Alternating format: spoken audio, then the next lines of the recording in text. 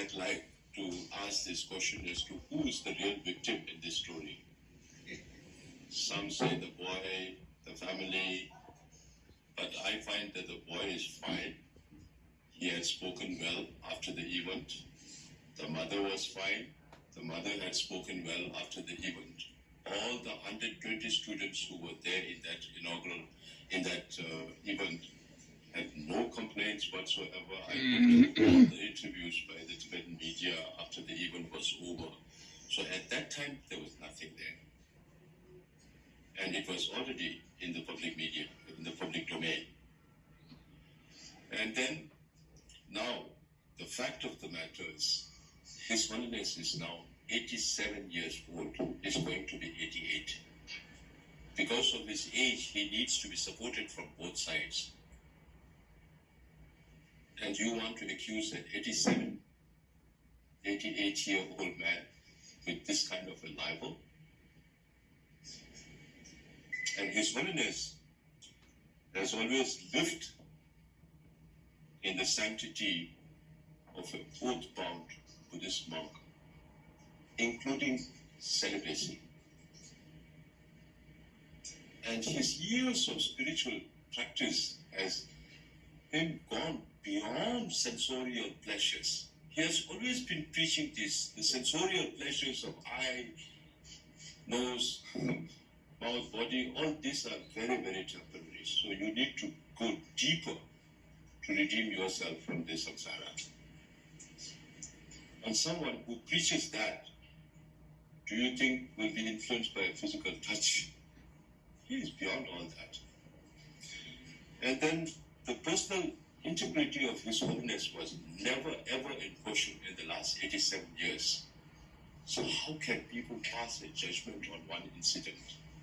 And that too, not knowing the full sequence of the event.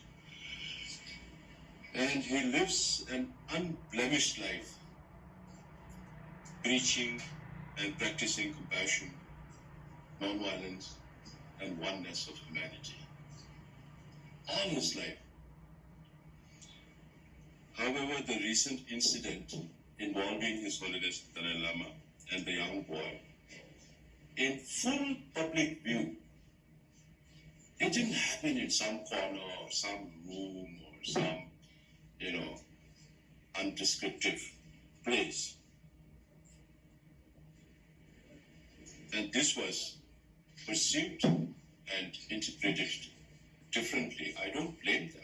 People might have their opinion. They saw it that way because the clip was tailored for that. The clip was tailored for that. And His Holiness was then now being labeled all kinds of names. Maybe for the people who are giving these names, it's an individual case, an individual perception. But His Holiness, for us, is the reincarnation of Avalokiteshvara, the Lord of compassion.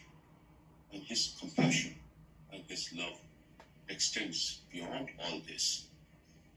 And that really hurts us. Please understand this. We are hurt by the insinuations.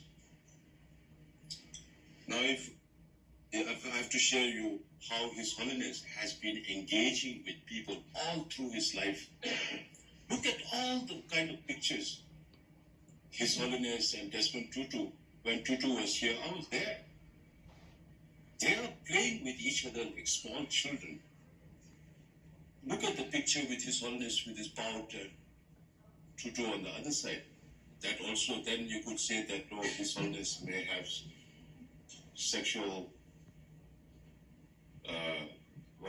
thing for Tutu.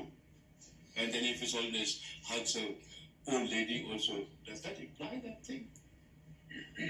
Not at all.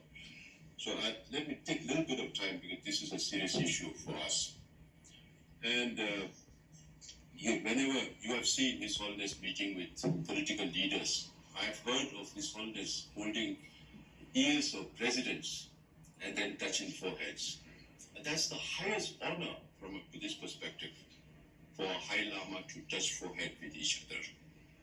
And His Holiness is very unique in that sense. And that is why he is so famous. One of the, but what happened on that day was a little gross for some people. You know? And so holding hands, nose rubbing, the Maori style.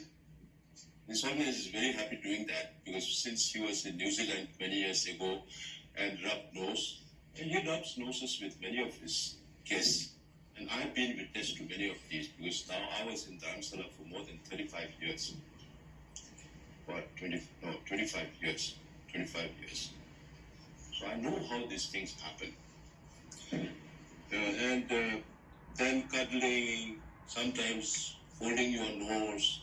So all these are part of His Holiness ethics that His Holiness does. And then forehead to forehead greeting, a genuine manifestation of His Holiness compassion for all human beings, irrespective of their status in the society. And His Holiness was also used to play pranks or engage in jovial interactions to amuse the gathering. The fact of the matter on that day was this program was held in a public place, the Tsulaka, just opposite to the residence of His Holiness the Dalai Lama on 28th of February. There were more than 120 college-going students, part of this M3M delegation, who asked to seek his audience. And it was a public event that was covered by the media. And all this happened publicly, not everywhere else.